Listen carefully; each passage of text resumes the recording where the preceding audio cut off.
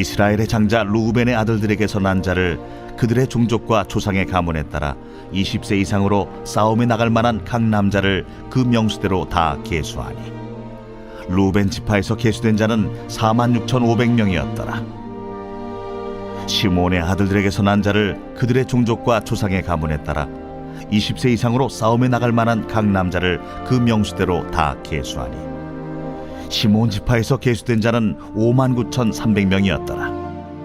갓의 아들들에게서 난 자를 그들의 종족과 조상의 가문에 따라 20세 이상으로 싸움에 나갈 만한 자를 그 명수대로 다 계수하니 갓 지파에서 계수된 자는 45,650명이었더라. 유다의 아들들에게서 난 자를 그들의 종족과 조상의 가문에 따라 20세 이상으로 싸움에 나갈 만한 자를 그 명수대로 다 계수하니 유다 지파에서 계수된 자는 74,600명이었더라. 이사갈의 아들들에게서 난 자를 그들의 종족과 조상의 가문에 따라 20세 이상으로 싸움에 나갈 만한 자를 그 명수대로 다 계수하니 이사갈 지파에서 계수된 자는 54,400명이었더라. 스불론의 아들들에게서 난 자를 그들의 종족과 조상의 가문에 따라 20세 이상으로 싸움에 나갈 만한 자를 그 명수대로 다 계수하니 스불론 지파에서 계수된 자는 57,400명이었더라. 요셉의 아들 에브라임의 아들들에게서 난 자를 그들의 종족과 조상의 가문에 따라 20세 이상으로 싸움에 나갈 만한 자를 그 명수대로 다 계수하니 에브라임 지파에서 계수된 자는 45,500명이었더라. 므낫세의 아들들에게서 난 자를 그들의 종족과 조상의 가문에 따라 20세 이상으로 싸움에 나갈 만한 자를 그 명수대로 다 계수하니 므낫세 지파에서 계수된 자는 32,200명이었더라. 베냐민의 아들들에게서 난 자를 그들의 종족과 조상의 가문에 따라 20세 이상으로 싸움에 나갈 만한 자를 그 명수대로 다 계수하니 베냐민 지파에서 계수된 자는 35,400명이었더라. 단의 아들들에게서 난 자를 그들의 종족과 조상의 가문에 따라 20세 이상으로 싸움에 나갈 만한 자를 그 명수대로 다 계수하니 단 지파에서 계수된 자는 62,700명이었더라. 아셀의 아들들에게서 난 자를 그들의 종족과 조상의 가문에 따라 20세 이상으로 싸움에 나갈 만한 자를 그 명수대로 다 계수하니 아셀 지파에서 계수된 자는 41,500명이었더라. 납달리의 아들들에게서 난 자를 그들의 종족과 조상의 가문에 따라 20세 이상으로 싸움에 나갈 만한 자를 그 명수대로 다 계수하니 납달리 지파에서 계수된 자는 53,400명이었더라. 이 계수함을 받은 자는 모세와 아론과 각기 이스라엘 조상의 가문을 대표한 12지휘관이 계수하였더라. 이같이 이스라엘 자손이 그 조상의 가문을 따라 20세 이상으로 싸움에 나갈 만한 이스라엘 자손이 다 계수되었으니 계수된 자의 총계는 603,550명이었더라. 오늘 말씀은 광야에서라는 제목으로 말씀을 전하겠습니다.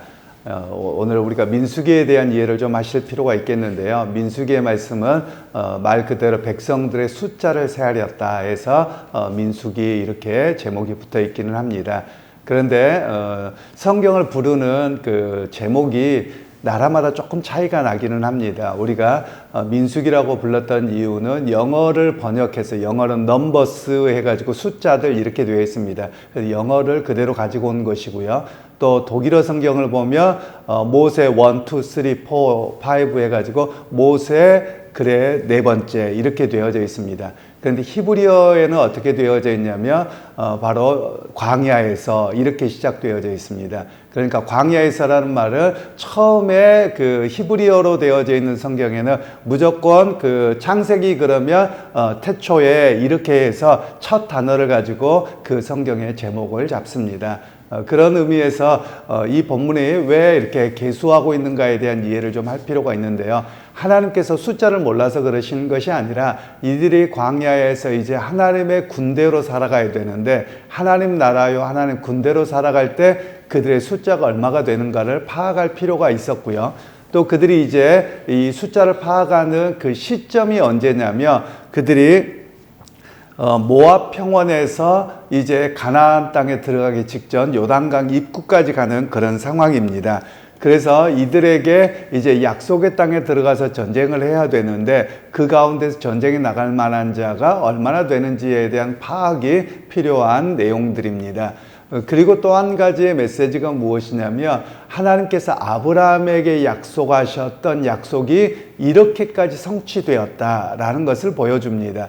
그러면 아브라함에게 언약하셨던 내용은 내가 너로 말미암아 열국의 아비가 되고 너의 자손들이 하늘의 별과 같이 땅의 모래와 같이 많아질 것이다. 그 약속을 주셨죠. 그런데 그 약속이 그리 오래되지 않았습니다. 물론 우리가 계산하기에는 꽤 오랜 야곱부터 따지자면 430년이 흐른 시점입니다. 그런데 이렇게까지 많아지기는 어렵거든요. 바로 그런 상황 속에서 하나님의 약속이 이렇게 이루어졌다라는 것을 그들에게 가르쳐주고 있는 내용이라고 할 수 있겠습니다. 그러면서 이 민수기에서는 또 하나를 이야기하고 있는데 그 내용이 뭐냐면 광야 세대라고 제가 표현합니다만 출애굽 세대가 있고 광야 세대가 있습니다. 출애굽 세대는 1세대가 해당됩니다. 애굽에서 나온 1세대고요. 그리고 광야 세대는 광야에서 태어난 세대들입니다. 여러분도 아시는 것처럼 이스라엘 백성들이 끊임없이 하나님 앞에 광야에서 불평불만함으로 하나님께서 40세 이상 된 사람들을 다 광야에서 죽이셨어요. 물론 한꺼번에 죽이신 건 아니고 대부분 자연사를 한 겁니다만, 그리고 가나안 땅에 들어간 사람들은 40세 미만만 들어갑니다. 물론 여호수아와 갈렙을 제외하고서 말이죠. 그런 가운데서 하나님께서 그들에게 두 번째 언약을 맺습니다. 즉 조상들과 시내산에서 언약을 맺었는데, 너희 부모들과 맺었는데 너희가 이제 가나안 땅에 들어가기 전에 나의 백성으로, 그리고 너희는 나를 하나님으로 여기고 그 믿음 안에서 살아가는 언약을 갱신하는 내용이 바로 이 민수기에 담겨져 있습니다. 그러면서 오늘 읽은 것처럼 군대가 60만 명이 조금 넘습니다. 20세 이상 넘는 숫자가. 그러면 이 정도 군대가 어느 정도냐라고 생각을 해보시면요. 요즘에는 제가 군대 숫자를 정확하게 우리나라 모르겠습니다만 아마 조금 줄었을 걸로 압니다만, 우리나라 군인들 전체가 저희 있을 때만 해도 60만이라 그랬습니다. 아마 요즘은 좀 줄어서 아마 50만 정도 되지 않을까 싶긴 합니다. 왜냐하면 기계가 많이 보급되고 또 이렇게 무기가 발달되고 또 아이들이 적어져서 아마 50만 명 정도 되지 않나 싶은데, 우리나라와 같은, 우리나라는 군대 숫자가 많은 나라입니다. 다른 나라에 비해서. 예를 들면 제가 더 정확하지는 않은데 제가 뉴스에 보다 보니까 독일이라고 하는 나라가 우리나라보다 훨씬 더 인구가 많고 큰데도 군인 숫자가 2만 5천 명 이런다고 합니다. 그런데 우리나라는 북한하고 또는 중국이나 또는 여러 위협들이 있기 때문에, 러시아도 그렇고, 그래서 우리나라는 모병제를 선택합니다. 모병제라는 말은 의무이죠. 그렇게 하기 때문에 50만 명이 넘는 군인을 갖고 지고 있습니다.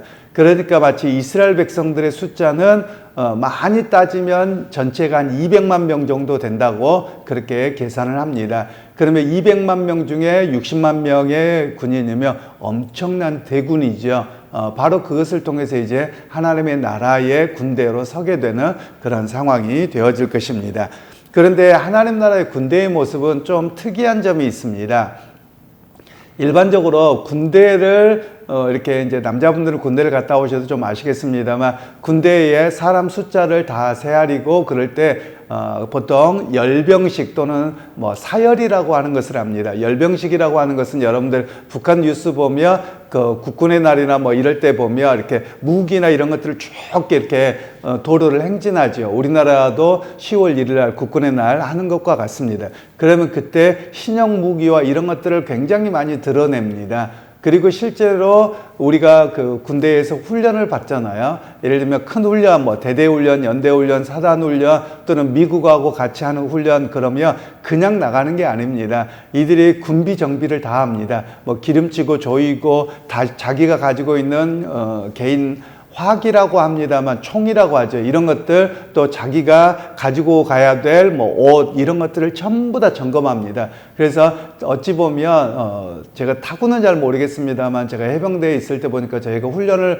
그렇게 큰 훈련을 나가잖아요. 그러면 보통 군인들이 머무는 곳을 수경지라고 말합니다. 어디에서 잠깐 자는 겁니다. 그래서 해병대 같은 경우는 모든 짐을 다 갖고 나옵니다. 자기의 모든 짐을.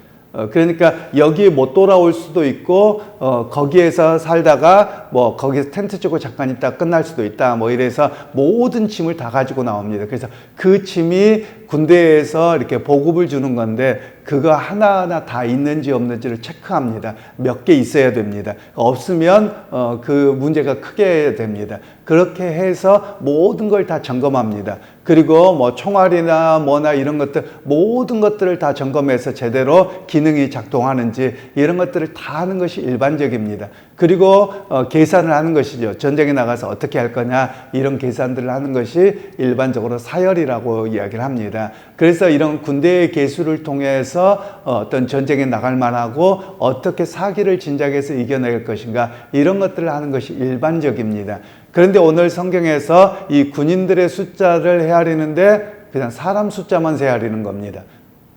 좀 특이하죠.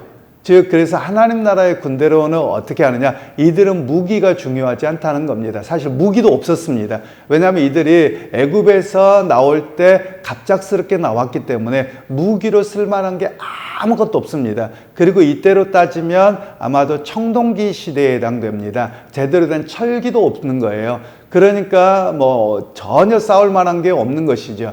그런데 하나님께서 바라보는 하나님의 군대는 어떤 군대냐, 어떤 무기가 좋거나 뭐하거나 이런 게 아니라 하나님이 말씀하시면 예 갑니다, 하나님은 멈추라 그러면 멈춥니다, 이런 군대를 하나님이 만들고 계시다라는 것을 이야기합니다. 그래서 실제로 이스라엘 백성들이 나중에 가나안 땅에 들어갔을 때도 사사기에 보면 그런 내용들이 나오죠. 전쟁에 나가고 또 그 이후에 다윗이 전쟁을 나가더라도 그 전쟁은 여호와께 있습니다. 이런 고백들이 계속 있는 겁니다. 그러니까 어떤 군대의 힘이나 또는 사람의 숫자가 중요한 것이 아니라 하나님이 허락하시면 그것을 우리가 소유할 수 있고, 그리고 하나님 허락하시지 않으면 우리가 멈춰야 됩니다. 그 믿음이 있는 군대를 하나님이 바로 세우고 계시다라는 것을 이 본문에서 이야기를 하고 있습니다. 그래서 오늘 우리에게도 말씀하고 있는 게 있습니다. 사실은 이 본문을 읽다 보면 좀 지루하기도 합니다. 왜냐하면 똑같은 이야기가 계속 반복되고 지파와 숫자만 바뀌어집니다. 그러면 오늘 성경에서 우리에게 말씀하고 있는 것은 계속된 반복의 역사는 과연 우리는 하나님의 군대로 서 있는가, 이런 질문을 하고 있는 겁니다. 오늘 우리는 그러면 어떤 군대이냐면 우리가 누구하고 전쟁하고 싸우는 것은 아니고 우리 눈에 보이지 않는 세상의 모습, 즉 사단의 역사와 싸워내야만 하는 그런 하나님 나라의 군대여야 함을 이야기합니다. 그런데 실제로 사단의 역사가 어디에서 강하게 나타나느냐, 밖에서 누가 나를 그렇게 하는 것보다도 사실은 내 안에 있는 나와의 싸움이 제일 큰 겁니다. 왜냐하면 내 안에서 사단의 역사는 어떻게 다느냐, 믿음을 따라가야 될 거냐 아니면 세상에 그냥 살던 방식으로 살 거냐, 이게 끊임없이 있게 되어지는 것이거든요. 이스라엘 백성들도 여기에서 넘어졌습니다. 왜냐하면 자기들이 계산하고 눈에 보기에 이러고서 넘어졌거든요. 그게 어디서부터 시작되냐면 아담과 하와가 선악을 알게 하는 나무의 열매부터 따먹은 순간부터입니다.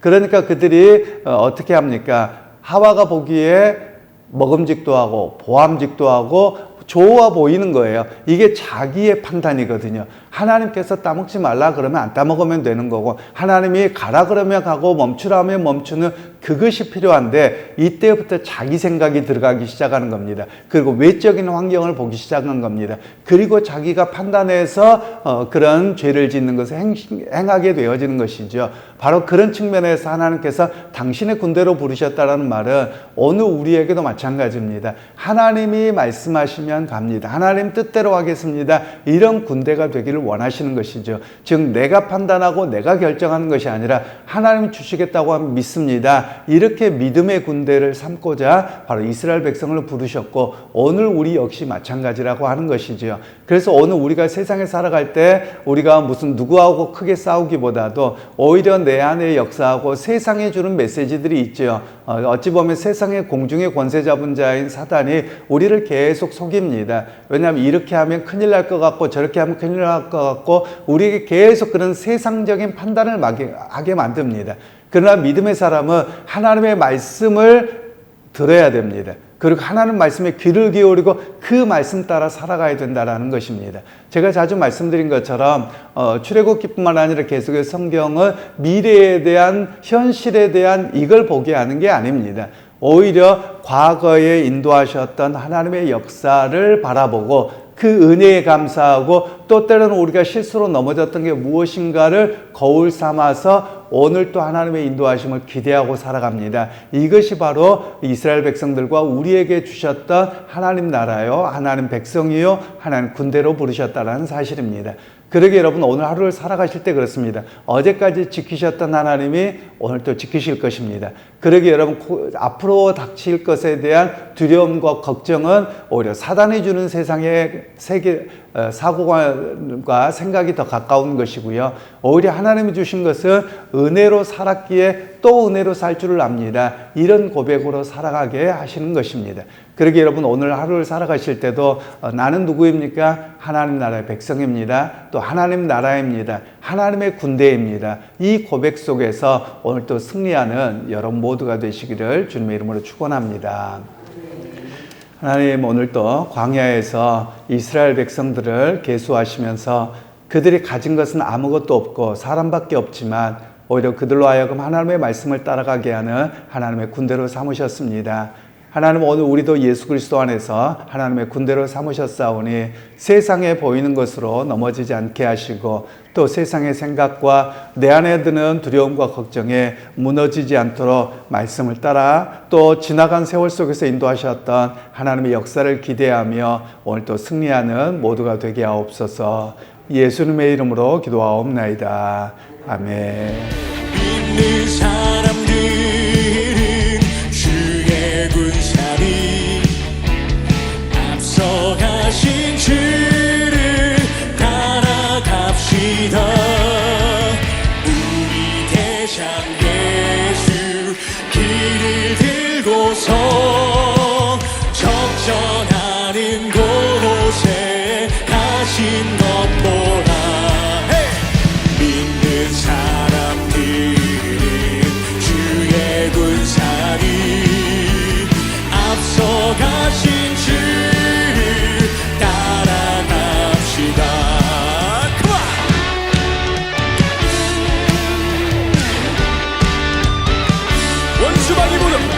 원수마귀 모두 쫓겨가기를 예수 이름 듣고 겁이 납니다. 우리 찬송 듣고 지옥 떨리니 형제들아 주를 찬송합시다. 믿는 사람들은 주의 군사리 앞서가신 주를 따라갑시다. 세상 나라들은 멸망당한다. 예수 교회 영영 왕성하리라. 마귀 권세 감히 해치 못하는 주가 모든 교회 지키심이라. 믿는 사람들은 주의 군사리 앞서가신 주를 따라갑시다. 아멘. 우리 기타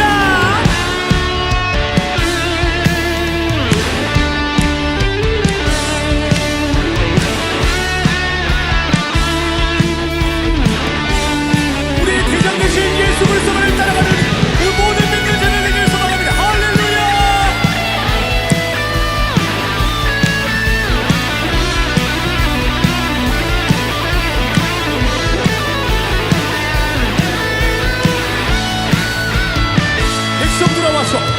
백성들아 와서 함께 모여서 우리 모두 함께 개가 부르세. 영원토록 영광 권세 찬송을 우리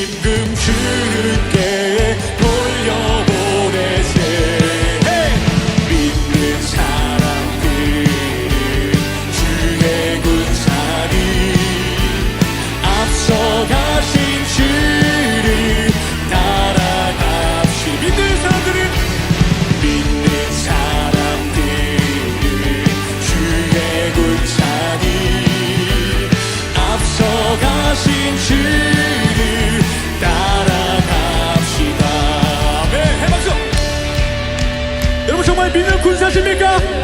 믿는 군사십니까? 우리 삶의 대장 되시고 인도되시는 그런 주님을 우리의 목소리로 따라간다고 고백하며 나가길 원합니다. 할렐루야. 믿는 사람들은 헤이! 더 크게 믿는 사람들은 헤이! 한 번 더 믿는 사람